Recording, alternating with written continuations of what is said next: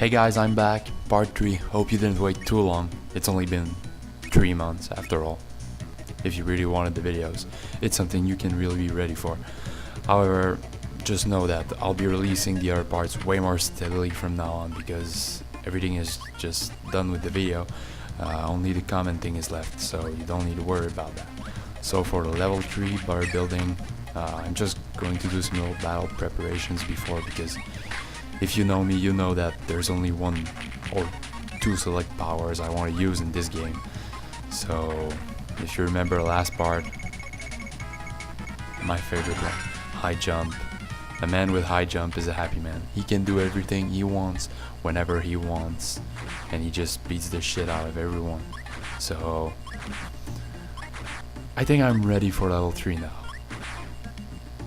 So let's go.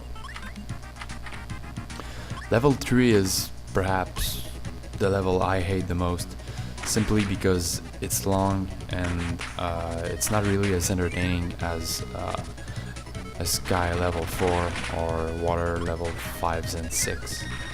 So yeah, I'm not so sure about that. Level 3 introduces switches and a few new things, powers amongst that.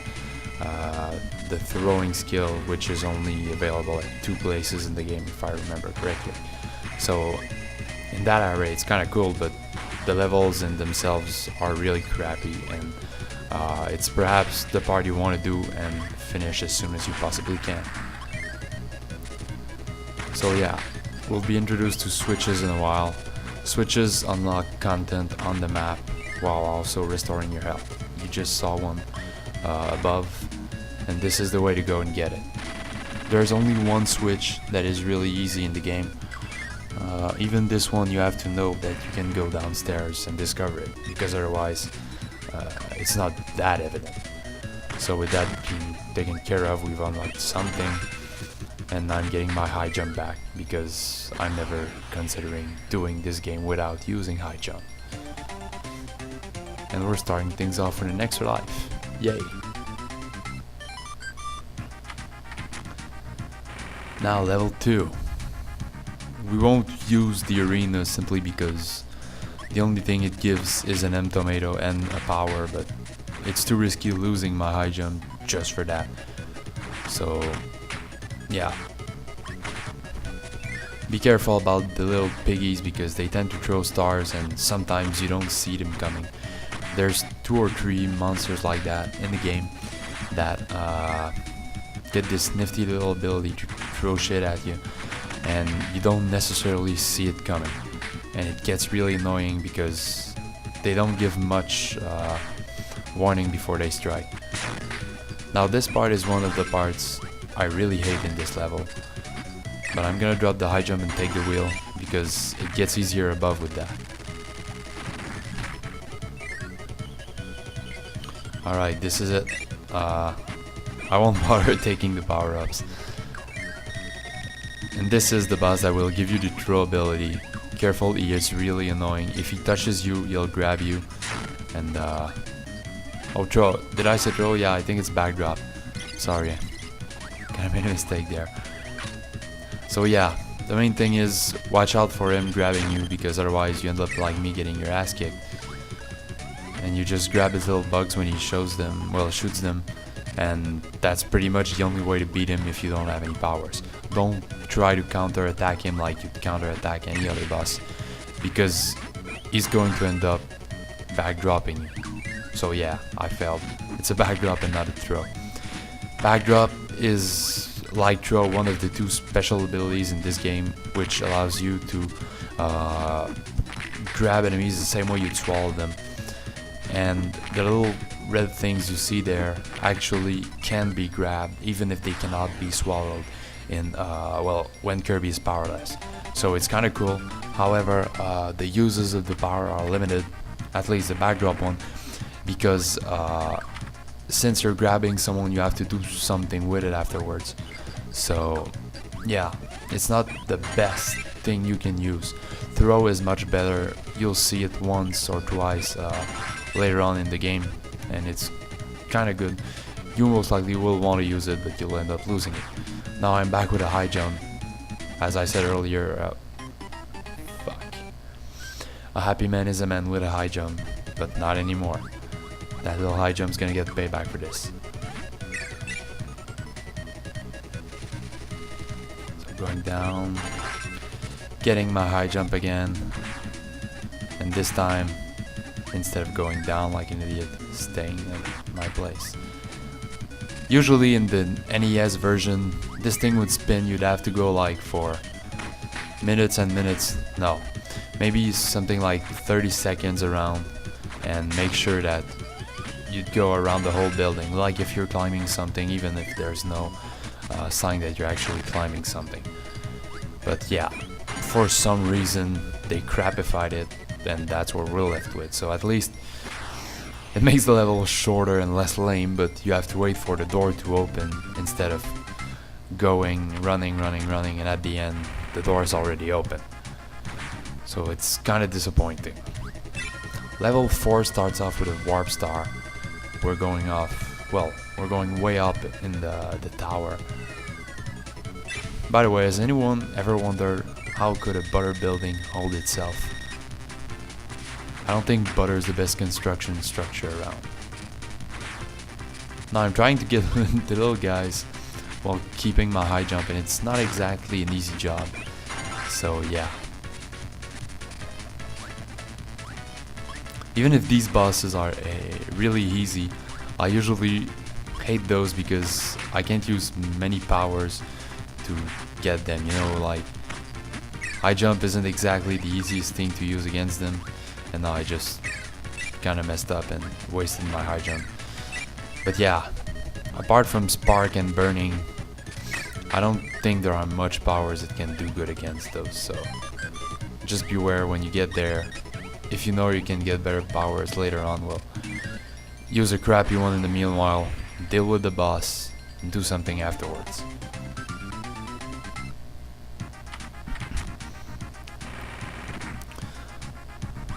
So I'm going to try the museum. Oh wait, nice. Level 3 ends up being the best out of them because there's a museum with high jump. So I don't need to be an idiot and just go back to level 2 and try to get myself a high jump. Now that I know that, this place has just become way more interesting.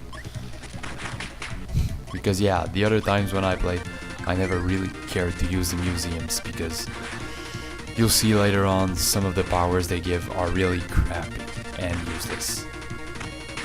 So yeah. This level starts with the hyper candy and then a boss. This boss can get annoying because he can hit you or jump. Well, he's not really predictable, even if he isn't as nearly as annoying as the boss for the backdrop could be.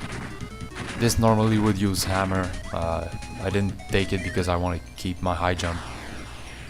But yeah, you could use the hammer, you'd get an M tomato and an extra life, which is kind of pretty sweet because the only thing you need to do is to beat the boss before and get the weapon. Not much of the kind of stashes in the game are like that. And we'll be using laser here because of the corners. Laser is kind of cool because it can reflect itself on corners, and it makes it kind of versatile because in some levels you need to use the corners. Other than that, laser is really crappy against mobile enemies. Sword is better. I think it's no big surprise, honestly. But yeah, this part on the NES, it would be a pain in the ass because you'd have to take one of these rides to go and get him. But now it's just given to you, you just have to wait for the door. Screw you, sword.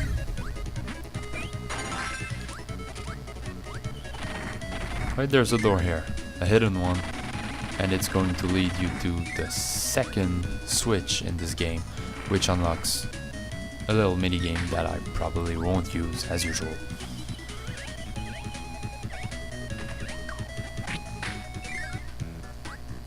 Now there are two areas in the game like that are dark. The next one is going to be later in the game, and there's a light power which lightens them.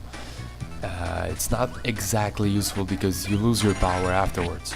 So yeah, it's not the thing you want to use the most, but at some point you'll realize that you'll get to know the places better, so you don't really need the light because the blocks are visible in the dark.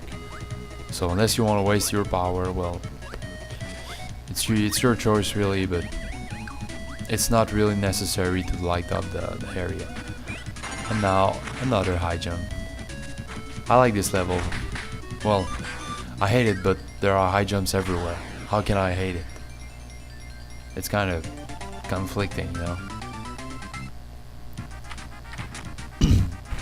And now the warp star is unlocked and onto the boss. So the boss here is the sun and the moon. They don't move that much, however, the one that is at the top can assist the other one. In case of the moon, it's a star storm, but the sun is going to come at you with some kind of huge ray that is kind of hard to avoid unless you use high jump and elite ninja skills to jump above. But overall, if you have a good power to use, it's a really easy boss. High jump makes at least 6 of the bosses in the game really easy. So, no wait, 5 bosses. Because you don't get it before the 3, and you don't get it, you can't use it in World 6. Now I'm going to show you something we forgot in World 5, the way to unlock it.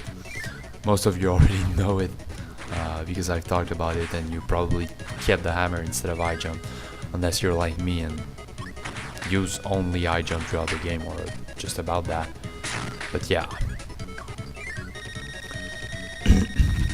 So I think this is one of the first boss in the game that I'm killing without using powers whatsoever. So this one is easy because it gives you a lot of chances. It gives you stars literally every second, and in the event where you don't have enough, he gives you his nuts. So yeah, you'll swear you'll love his nuts. Problem slap chop guy. So that was what covered the missing elements of World 3. I hope you've enjoyed the video. Subscribe to my channel if you really enjoyed it and want to see the rest. New updates should be coming sooner than the gap between 2 and 3. I'll be doing a new project. I hope you'll also be seeing that. So thanks to everyone for watching.